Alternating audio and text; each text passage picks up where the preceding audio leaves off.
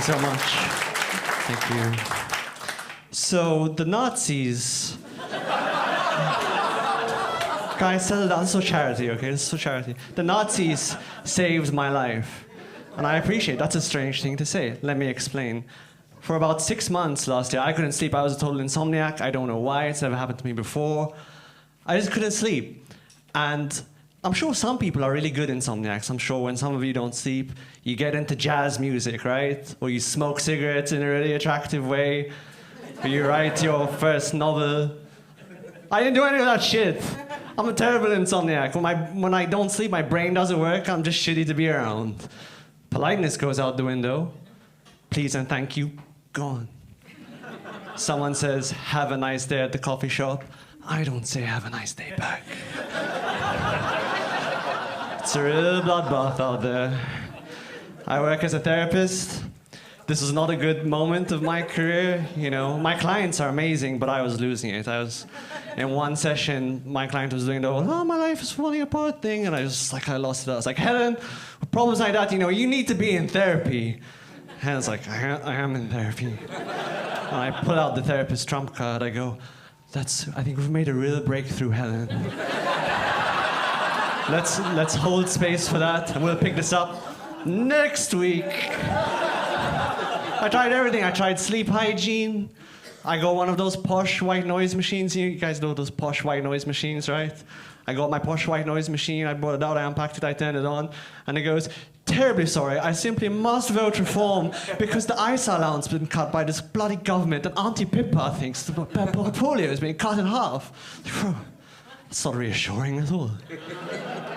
I tried everything, and then one night I was watching YouTube late at night, and I stumbled into the history section, and I started watching World War II documentaries. Never watched World War II documentaries in my life. And I saw those young men in their early 20s in black and white being separated from their families to fight and possibly die for the most unprecedented conflict to this day. And the calm that washed over me as I watched this documentary. It is very strange. I don't know what happened. The documentary was like, using the blitzkrieg tactics, the Germans took France in a matter of 3 days. I was like, oh my God, that's terrifying. I'm so sleepy right now. The British expeditionary force was surrounded in Dunkirk, risking their total annihilation. Oh my God, that's awful. I'm so relaxed.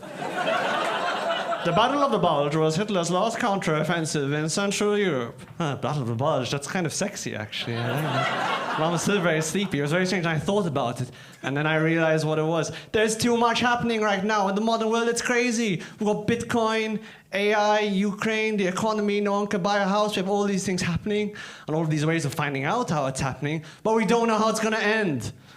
World War II was the worst thing that could have happened, but we know how it ends. Like, think how bad World War II was. In World War II, this country was at such great risk of Nazi invasion and takeover that the then Prime Minister, Winston Churchill, had to go on the radio, and for the Gen Z members of the audience, the radio is like a podcast. So Churchill went on a huge podcast. Churchill went on Call Her Daddy. And he's like, we will fight them on the beaches, and we will fight them on the hills, and in the landing grounds, and in the streets, and we will never surrender. Can you imagine Keir Starmer putting that shit... Sorry, did I say Keir Starmer? I meant insert Prime Minister of the Month. Can you believe that Prime Minister in this country has fallen to the prestige level of substitute teacher? That's kind of depressing. The point is, World War II was as bad as it could have gotten, but we know how it works out. World War II has numbers, it has dates, it has a calm British narrator to tell you where things are going. That's why it's good. And now, not only has my sleep improved, but my dreams have improved, because now in my dreams, I am not a balding psychotherapist in the mid-30s in London, but I am a beautiful French blonde milkmaid in the rolling hills of northern France. I'm hot! Fuck Sabrina Carpenter. She's 2026 hot. I'm that 1944 Betty Grable, Ingrid Bergman, Rita Hayworth. I've been rationing my food for 4 years hot. I'm hot, but I'm scared. I've got an SS officer, he's in my farmhouse interrogating me.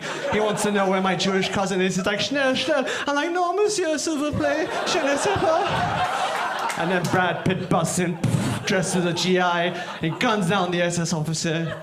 He cradles me in his arms, he's looking down at me. I'm looking up at bread, and he's like, sorry, I'm late. And I'm like, no, monsieur, Pete, you're just in time.